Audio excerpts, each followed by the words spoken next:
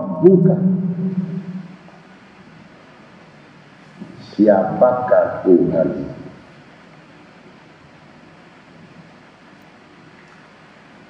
Maka dijawab, Allah Rabbi, Tuhanku.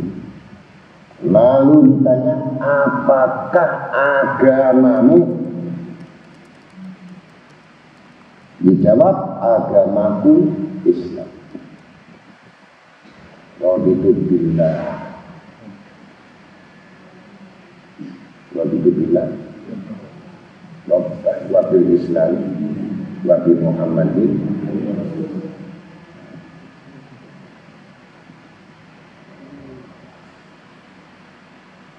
Ditanya lagi, bagaimana pendapatmu terhadap orang yang diutus ke tengah-tengah kamu itu?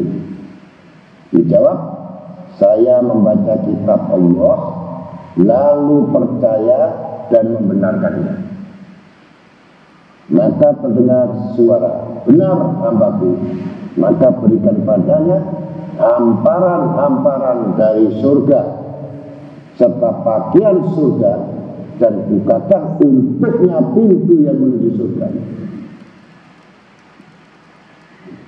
Padahal masih dalam masa lembut, supaya mendapatkan aroma dan hawa surga. Lalu diluaskan kuburnya seluas mata memandang, kemudian datang kepadanya seorang yang bagus wajahnya dan harum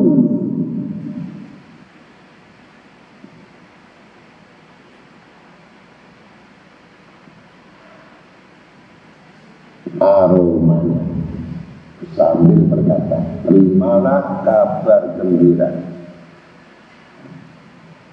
Ini saat yang telah dijanjikan Allah kepadanya. Lalu ditanya, siapakah kau? Jawabnya, saya adalah amal baikmu. Amal baikmu. Lalu ia berkata, ya Tuhan, segerakanlah hari kiamat,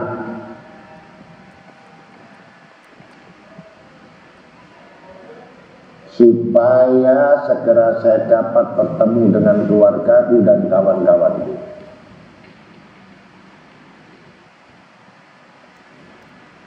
Nabi SAW bersabda, adapun hamba-hamba yang kafir, jika akan meninggalkan dunia dan menghadapi akhirat, maka turun kepadanya malaikat dari langit yang hitam mukanya dengan pakaian hitam.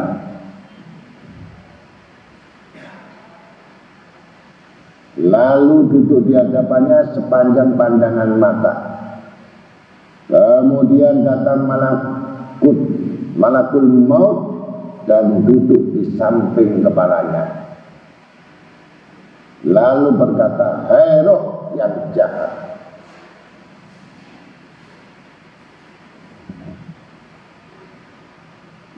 keluarlah menuju murka Allah. Maka tersebarlah di seluruh anggota badannya, maka dicabut ruhnya bagaikan mencabut besi dari bulu yang basah.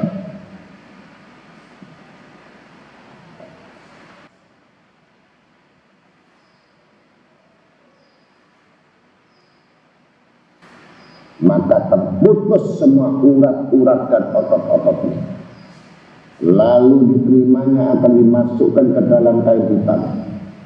Lalu dibawa dengan bau yang sangat busuk. Bagaikan baunya bangkai.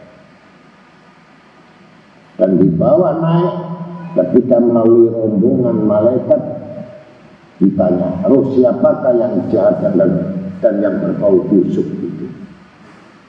Dijawab, rohnya Fulan bin Fulan, dengan sebutan yang amat buruk dan jelek, sehingga sampai di langit dunia, maka minta dibuka tetapi tidak dibuka untuknya. Kemudian Nabi SAW membaca ayat la tufattahu lahum abwabus samai wa la yadkhuluna jannata hatta yalijal jamalu fi samil khiyat dalam surat Al-A'raf ayat 40. Tidak dibukakan bagi mereka pintu-pintu langit dan tidak dapat masuk surga sehingga unta dapat masuk dalam lubang jarum. Tidak masuk akal. Bagaimana unta masuk lubang jarum? Itu orang kafir.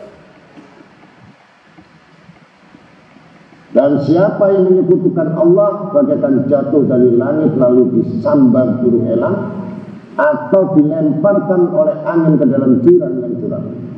Kemudian dikembalikan ruh itu ke dalam jasad di dalam kubur, lalu didatangi oleh dua malaikat yang mendudukkan, lalu bertanya kepadanya. Malaikat berkata, "Marabuka, siapa Tuhan?" Jawabnya, "Saya tidak tahu." Lalu ditanya, "Apa agamamu?" Jawabnya, "Saya juga tidak tahu." Lalu ditanya, "Bagaimana pendapatmu terhadap orang yang diutus ke tengah-tengah kamu itu?" Jawabnya, "Tetap sama, saya tidak tahu." Maka terdengar suara seruan dari langit, "Dusta hambaku, hamparkan untuknya neraka dan bukakan baginya pintu neraka." Maka terasa olehnya panas hawa neraka dan disempitkan kuburnya sehingga terhimpit dan rusak dan busuk baunya, yang berkata kepadanya, "Sambutlah hari yang sangat buruk dan jelek bagimu. Inilah saat yang telah diperingatkan oleh Allah kepadamu." Lalu ia bertanya, "Siapakah engkau?" Jawabnya, "Aku adalah amal jelek burukmu." Lalu ia berkata, "Ya Tuhan, jangan mempercepat hari kiamat. Ya Tuhan, jangan mempercepat hari kiamat." Sampai 3 kali. Orang yang disiksa itu takut pada hari kiamat, karena bagian siksa kubur itu hanya bagian yang kecil. Bagian yang besar itu adalah neraka yang nanti akan diwujudkan dan selama-lamanya. Kemudian Abu Lais dengan sanad yang meriwayatkan dari Abu Hurairah radhiyallahu anhu berkata, waqala Nabi sallallahu alaihi wasallam, "Innal mu'minu idza qadara atakul malaikatu bi hariratin fiha miskun wa dabairu raihan wa tusallu ruhu kama tusallu sya'ratu minal ajini wa iqad." Ayat wa nafsul mutma'inah irji'i ila rabbiki radiyatan mardiyah anti ila rahmatillahi ta'ala wa ridwanihi wa idha urijat ruhu wa idat ala dalika miski wa raihan wa tayyat alaihi hariratu wa bisa bi'ila ailin wa inna kafir idha tadra'akatu malaikatu dibusuhin minal sa'arat fihi jamrun wa tunja'u ruhu intija'a sadidan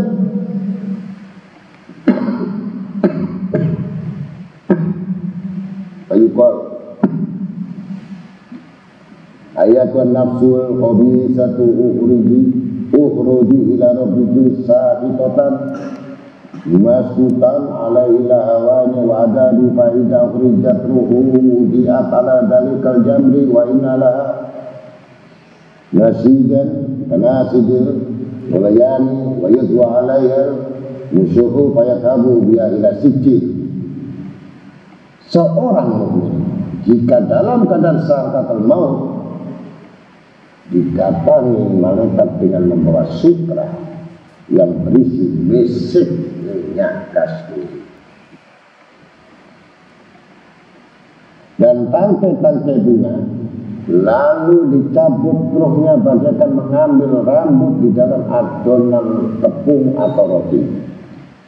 Saking penduduknya, seraya dipanggil, ya ayan nafsul mutmainnah irji rabbika radiyatan mardiyah, hai roh yang tenang, kembalilah kepada Tuhanmu dengan perasaan rela dan diridhoi. Kembalilah kepada rahmat dan keridhaan Allah. Maka jika telah keluar rohnya, langsung ditaruh di atas nisik dan bunga-bunga itu dan dilipat dengan sutra, lalu dibawa ke Iliyyin. Ini surat Al-Fajr ayat 27 sampai 8. Surat Al-Fajr.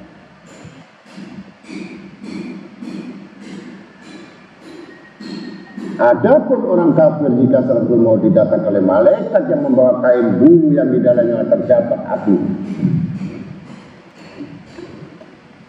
maka dicabut rohnya dengan paksa sambil dikatakan kepadanya, hai roh yang jahat, keluarlah menuju murka Tuhanmu ke tempat yang rendah, hina dan siksanya.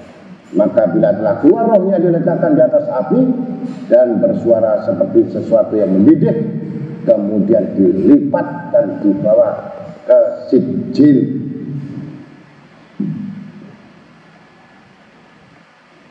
Al-Faqih Abu Ja'far meriwayatkan dengan sanadnya dari Abdullah bin Umar radhiyallahu anhu berkata, seorang mukmin jika dimakamkan ke dalam kubur, maka diperluas kuburnya itu hingga 70 hasta, 70 kali besarnya, dan ditaburkan padanya bunga-bunga, dihamparkan sutra. Bila ia hafal sedikit dari Quran, cukup untuk sebagai penerangannya. Jika tidak, maka Allah memberikan kepadanya nur, cahaya penerangan yang menyerupai penerangan matahari. Dan ia di dalam kubur bagaikan pengantin baru.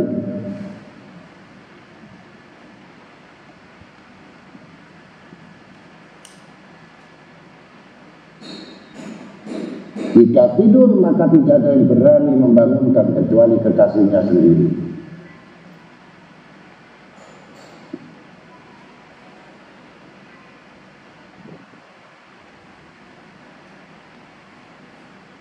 Maka ia bangun dari tidur itu bagaikan yang masih kurang masa tidurnya dan belum puas. Adapun orang-orang kafir, maka akan dipersempit kuburnya, akan dijepit seperti besi bawahnya, mayatnya baru dipres sampai keluar minyak,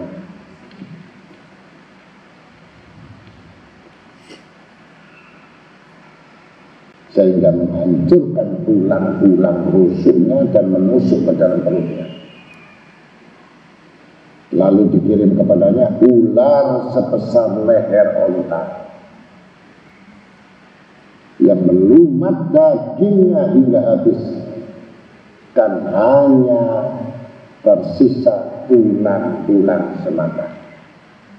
Lalu dikirim kepadanya malaikat yang akan menyiksa, yaitu yang buta, tuli, dan bisu, dengan membawa gada dari besi yang langsung dipukulkan. Dan malaikat itu tidak mendengar suara jeritannya dan tidak melihat keadaannya, supaya tidak punya perasaan dan tidak punya mengasihani. Selain itu dihidangkan kepadanya siksa neraka yang terus dihidangkan tiap pagi dan sore, seperti makannya hari-hari sampai hari kiamat.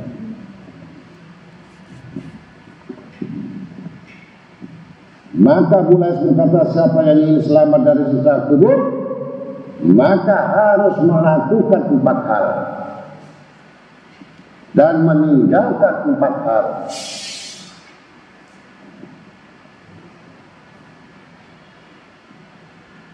Adapun yang harus dijaga, yang pertama,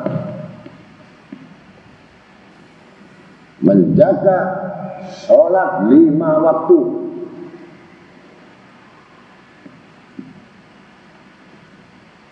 Kedua, banyak bersedekah.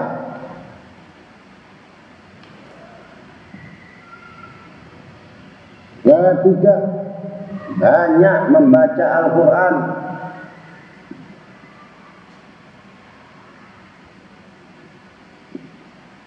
Yang keempat, memperbanyak membaca tasbih. Subhanallah, alhamdulillah, wa la ilaha illallah, wallahu akbar. La hawla wa la quwata illa billahil aliyyil. Sebab semua yang empat itu di atas dapat menerangi kubur dan meluaskannya. Adapun empat hal yang harus ditinggalkan. Satu, dusta.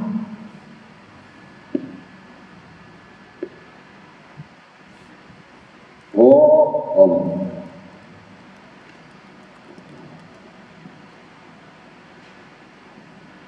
Kedua, khianat. Dikasih amanat, khianat.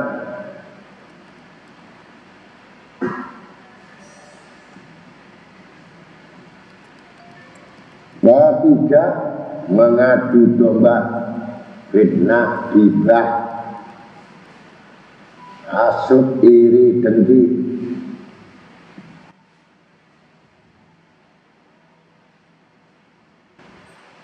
Keempat, menjaga kencing yang harus bersih. Sebab Rasulullah SAW bersabda, "Kalau najahu anil baul, faina amata adabil qabri minhu." Bersihkanlah dirimu dari air kencing. Sebab umumnya sisa kubur itu karena kencing tidak bersih. Yakni jika mencuci jangan sampai ada sisanya kecuali penyakit. Harus bersih dan tuntas, benar-benar. Tidak ada sisa. Waqala Nabi SAW, innallaha kariha lakum arba'an, al-abasa bis salah, wa lahu fil qira'ah, wa rafasu bis siyam, wa tuhibu indal maqabir. Sesungguhnya Allah tidak suka kepada 4 hal. Tidak serius dalam sholat atau sembahyang.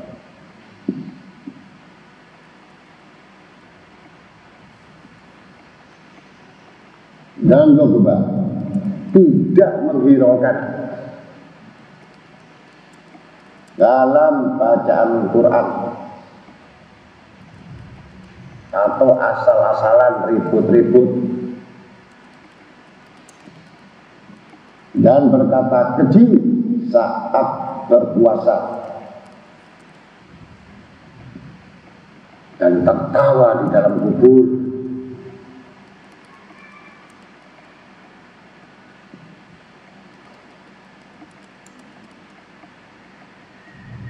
Muhammad bin As-Samah ketika melihat kubur berkata, sekali-kali kamu jangan tertipu karena tenangnya dan diamnya kubur-kubur ini. Alangkah banyak jumlah orang kebingungan di dalamnya.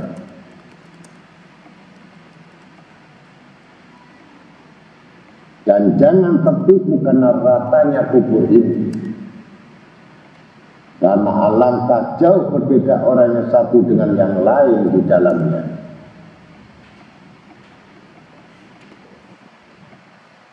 Maka seharusnya orang berakal memperbanyak ingat pada kubur sebelum masuk ke dalamnya.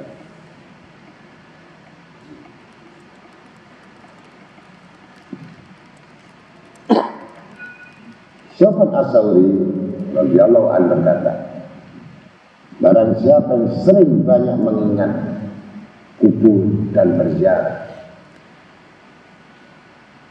maka akan mendapatkan kebun dari kebun-kebun surga. Dan siapa yang melupakannya, maka akan mendapatkan jurang-jurang dari jurang-jurang api neraka.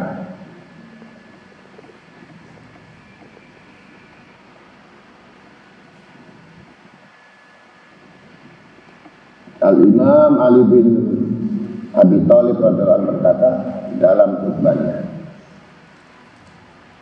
hai hamba Allah, berhati-hatilah kamu dari maut yang tidak dapat dihindari. Jika kamu berada di tempat ia datang mengambil kamu. Dan bila kamu lari pasti akan tertangkap juga. Maut selalu terikat di ubun-ubun.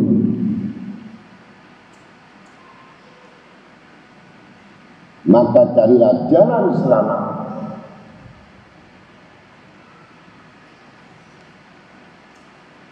Carilah jalan selamat sampai diulang-ulang. Dan bersegeralah, sebab di belakangmu ada yang mengejarmu, yaitu kuburan.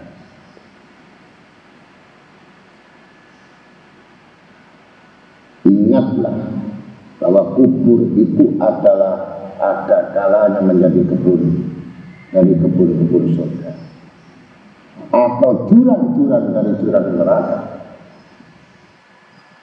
Dan kubur itu tiap hari berkata-kata, akulah rumahmu yang gelap, akulah tempat persendirian, dan akulah rumah bagi ulat-ulat.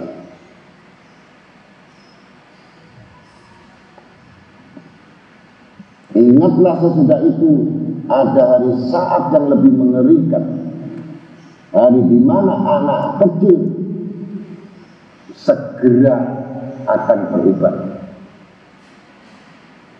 dan orang tua bagaikan orang mabuk, bahkan ibu yang sedang menyusui lupa terhadap bayinya, dan wanita yang hamil akan gugur kandungannya. Dan kalau engkau akan melihat orang-orang yang bagaikan orang mabuk, tetapi tidak mabuk karena minuman keras atau khamr, hanya siksa Allah yang sangat mengerikan dasar.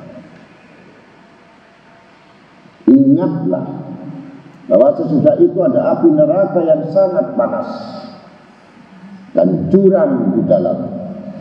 Perhiasannya adalah besi-besi yang panas, dan airnya adalah darah bercampur nanah. Tidak ada rahmat Allah di sana. Maka kaum muslimin pada menangis. Lalu berkata, dan di samping itu ada surga yang luasnya selebar langit dan bumi, tersedia khusus hanya untuk orang-orang yang takwa. Semoga Allah melindungi kami dari siksa yang pedih dan menempatkan kami dalam darun na'im, surga yang penuh dengan kenikmatan.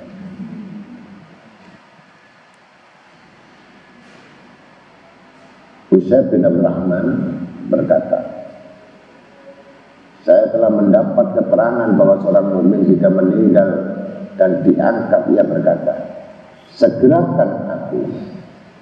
Dan bila telah dimasukkan dalam liang lahat, bumi berkata kepadanya, aku sangat kasih kepadamu, ketika berada di atas kuburku, dan kini lebih sayang kepadamu.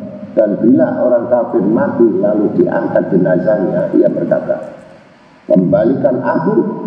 Dan bila diletakkan di lahatnya, bumi berkata kepadanya, saya sangat benci, marah kepadamu ketika kau di atas kuburku, dan kini aku lebih benci lagi ketika kamu masuk dalam perutku.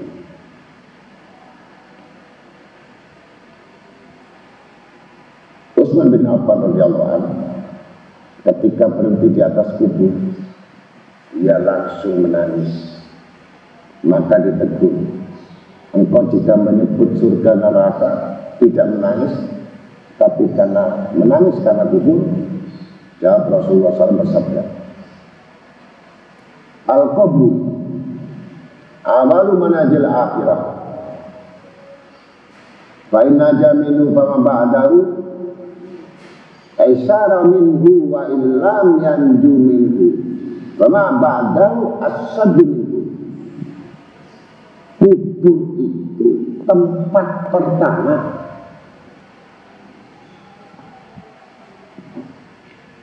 yang menuju akhirat. Maka bila selamat dalam kubur, maka yang di belakangnya akan menjadi lebih ringan. Dan jika tidak selamat dalam kubur, maka yang di belakangnya akan menjadi lebih berat siksanya daripadanya. Abdul Hamid bin Mahmud Al-Mughuli berkata, ketika saya duduk bersama Ibnu Abbas radhiyallahu anhu, tiba-tiba datang kepadanya beberapa orang dan berkata, kami adalah rombongan haji, dan bersama kami ada orang-orang ketika sampai di daerah Dati Sahufah, tiba-tiba ia meninggal. Maka kami siapkan segala keperluannya, dan ketika menggali kubur untuknya, tiba-tiba ada ular sebesar lahat, sebesar itu. Maka kami tinggalkan dan menggali tempat lain yang ternyata juga terdapat ular. Maka kami biarkan dan menggali lain tempat. Begitu juga kami dapatkan ular, maka terpaksa kami biarkan. Dan kini kami bertanya kepadanya, apa yang harus kami perbuat terhadap mayit itu? Jawabnya Ibnu Abbas, itu semua dari amal-amal perbuatan sendiri. Lebih baik kamu kubur saja. Demi Allah, andai kata kamu menggali bumi ini seluruhnya, niscaya kamu akan dapatkan sebesar itu pula, sebanyak itu pula ular di dalamnya. Maka mereka kembali dan mengubur mayat itu di salah satu kubur yang sudah digali itu. Dan ketika mereka kembali ke daerahnya, mereka mendatangi keluarganya untuk mengembalikan barang-barangnya, sambil bertanya kepada istrinya, apakah amal perbuatan dilakukan oleh suaminya? Jawab istrinya, ia biasa menjual gandum dalam karung, lalu dia mengambil sekedarnya untuk makanan sehari-hari, dicuri. Jadi gula itu 100 kilo, dikurangi setengah kilo untuk makan sehari-hari. Mencuri timbang. Lalu menaruh tangkai-tangkai gandum itu ke dalam karung seberat apa yang diambilnya itu. Hanya amal seperti itu saja sudah dikirimkan ular untuk meremuk manusia di dalam kubur, mengurangi ukuran.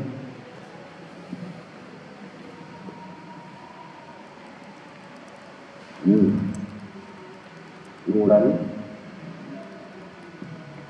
Padahal sekarang banyak. Sekarang banyak nggak mengurangi ukuran. Kamu timbang semua. Kalau kamu beli itu sesuai nggak dengan ukuran, itu nanti akan menjadi bersahabat dengan ular-ular yang meremuk kepalanya. Itu dibilang. Abu Las berkata, berita ini menunjukkan bahwa khianat itu salah satu sebab daripada siksa kubur. Dan apa yang mereka lihat itu sebagai peringatan agar jangan sampai kau menjadi manusia yang berkhianat.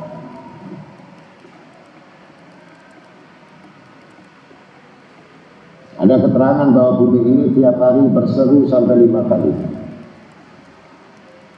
Hei anak Adam, Anda berjalan di atas punggungku dan kembalimu adalah di dalam perutku.